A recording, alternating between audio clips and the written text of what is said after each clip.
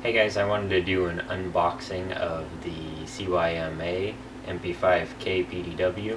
And as you noticed, like in some of my other videos, there is no box here, and I apologize for that, but this is a gun I got secondhand, and I will go over it just like I am pulling it out of the box for the first time. So, here goes.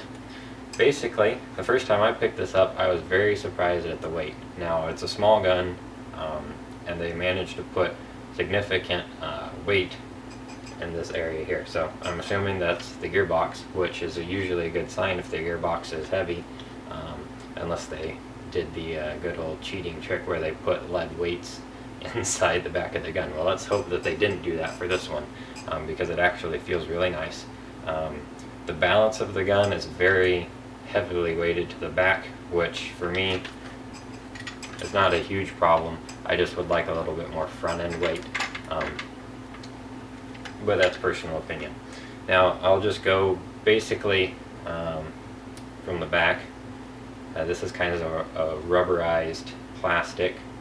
You can see that it's molded. You probably can't see from there, but you can see the seams if you're up close. It's kind of could use some sanding off or something, but it's not that big of a deal. Folding stock, I'll talk about that later if I remember. This is a metal sling swivel. Everything on this gun is metal except for the front grip, the lower receiver here, and the trigger, and obviously the stock that I just talked about. Now, it comes with a 75 round mid cap, and you can also get, I believe this is 120 rounds, so it's a bit larger, and then you can also get, you know, the high cap winding ones depending on what you want your loadout to be. So it does come with a nice rail here. This is also metal for any optics you'd want, kind of short, about 3 inches long, but it will work for whatever you need it to. The selector switch is very crisp, even being a used gun. It's very surprisingly, it doesn't wobble at all, which is a problem I find in a lot of guns, and you hear that crisp clicking. Now it is ambidextrous, so you get the left hand and right hand selector, so depending on if you shoot ambidextrous or if you're lefty or righty, you should have no problems. Now the problem I find is being right-handed and then taking this grip here is I'll accidentally go back to semi-automatic because my hands are larger, and I'll accidentally hit it because of the ambidextrous selector. But that's just my problem. I don't know if anybody else has that one.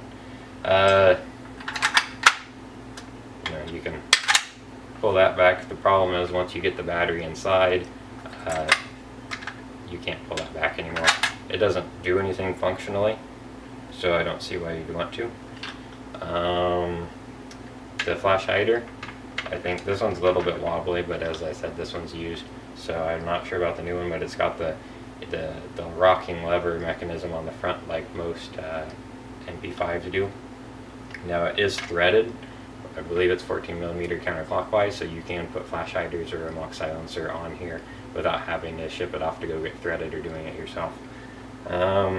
Front and rear adjustable. The rear is adjustable, front's fixed sight. Those are metal again. Now, this shoots about 380 feet per second. I went out and tested it on, let's see, where is it? Oh, didn't bring it over here. Oh well, the 9.6 volt stick type battery that comes with it, unless you buy it used, but mine ended up coming with it anyway. So it, like I said, 380 feet per second, so it'll chrono indoors. Actually, no, it won't. I take that back. It'll chrono outdoors for outdoor games if the limit's 400 with a 0.2 gram BB.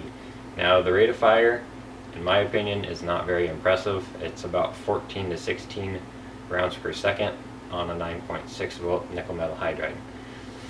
That being said, it actually shoots pretty accurate for having such a short barrel.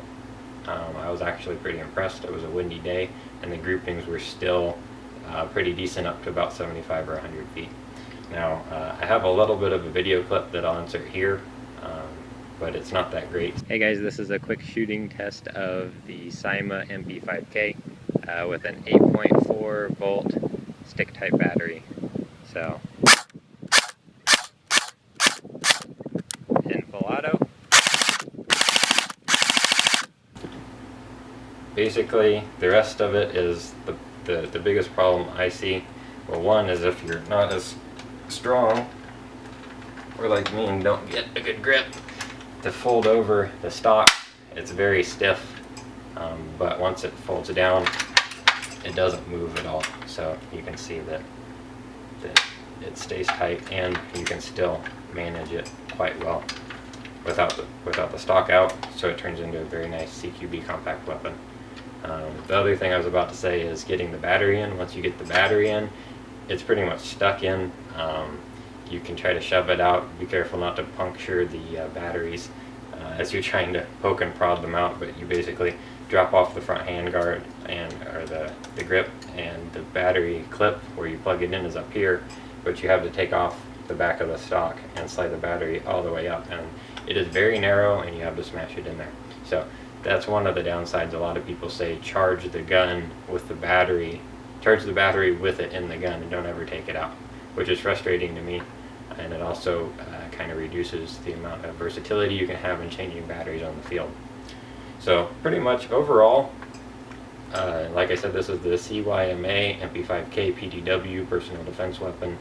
I really like it. I don't think I have a place for it in my arsenal, but I really enjoyed getting my hands on it. And again, I mean, just holding it out here for you guys, it's making my arms a little bit tired because it is quite a beefy and solid gun. So I hope this helps you. Hopefully you can find one for sale, since a lot of them are going out of stock and discontinued. So thanks for watching.